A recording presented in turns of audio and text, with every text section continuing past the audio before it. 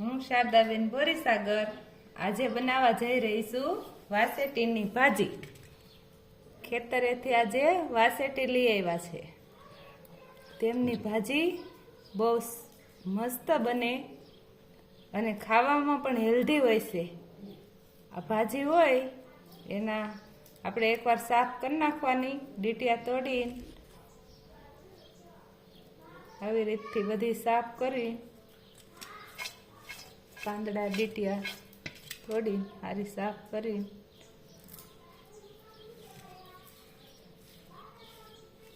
નાખવાની। પછી આમાં પાણી લઈને ધોઈ નાખવાની, કેમ કે આ ભાજી મીઠી હોય છે, તેથી આમાં કોઈ જીવજંત પણ કીડી મકોડી પણ સડેલી હોય તો હરખીથી સાફ કરી નાખવાની। ખેતરથી લાવ્યા હોય સારી ધોઈ નાખવાની।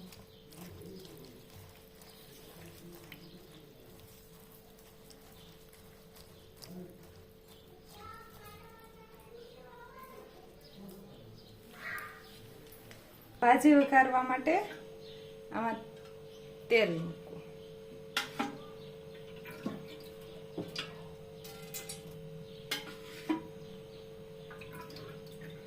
3 પાવડા તેલ મૂકું છું। ભાજીમાં તેલ હોય વધારે તો સારું લાગે। ને આ લસણની કળિયું નાખીશ, તેલ આવી જાય ને એટલે।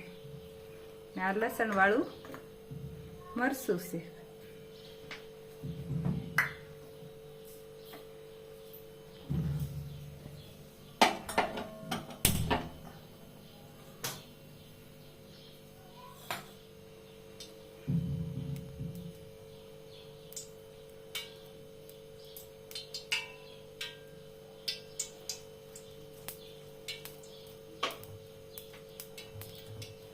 ભાજી તો આરોગ્ય માટે આ બહુ જ ગુણકારી હોય છે। આ ચોમાસાની ઋતુમાં જ મળે છે। ડુંગરાળ પ્રદેશમાં આ ભાજી વધારે થાય।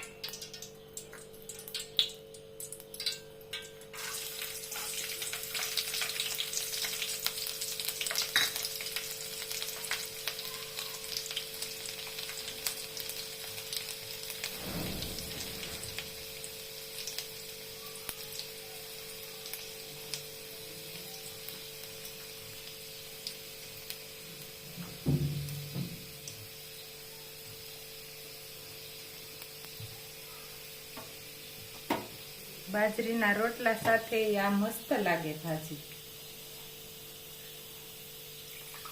હવે આપણે તેલ આવી ગયું છે, લસણની કળી લાલ થઈ ગઈ છે। હવે વઘાર કરી નાખું।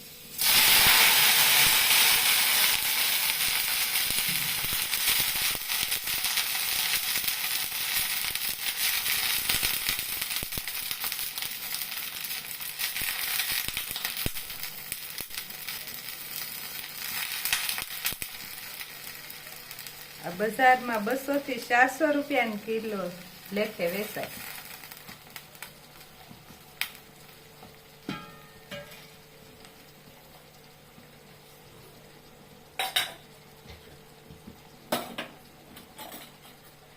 હવે હું આમાં હળદર ઉમેરીશ, લસણ વાળું મરચું નાખીશ,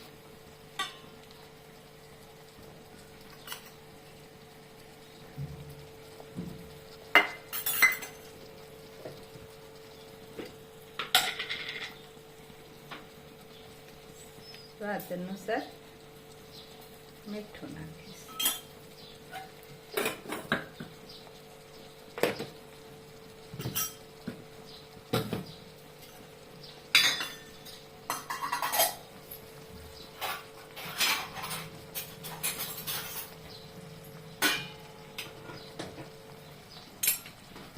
હવે આ ભાજીને આમ તેલમાં જ ઘડીક સડવા દેવાની।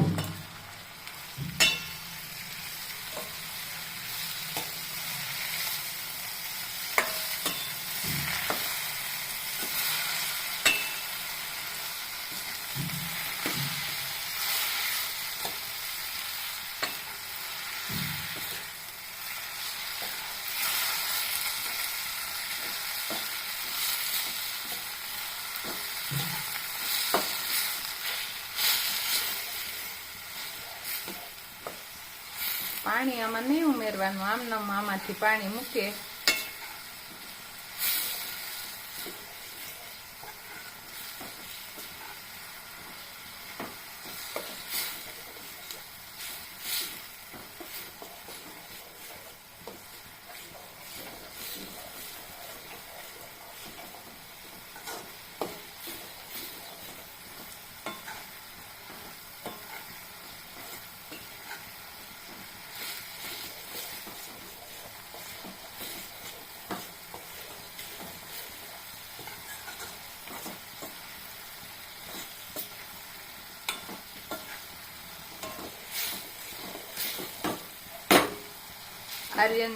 આર્યનની કમી દૂર કરે, સાંધાના દુખાવા એવું કઈ ન રહે, પેટમાં કબજિયાત ન રહે.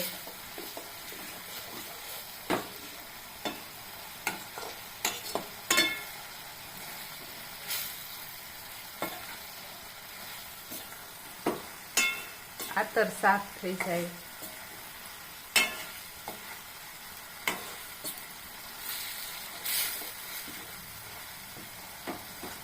ઝાઝા પ્રોબ્લેમ તો પેટની ગડબડને હિસાબે જ થાય.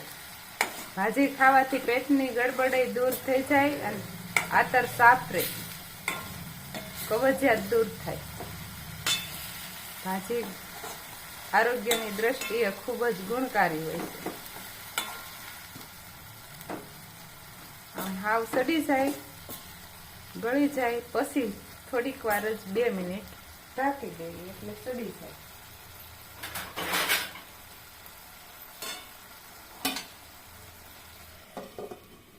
હવે 2 મિનિટ ઢાંકીને રાખીશ એટલે હમણાં સડી જશે.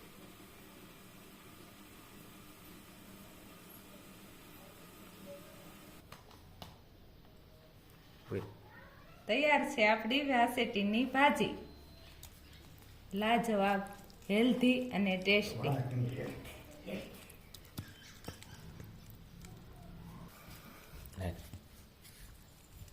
તો તૈયાર છે વાસેટીની ભાજી.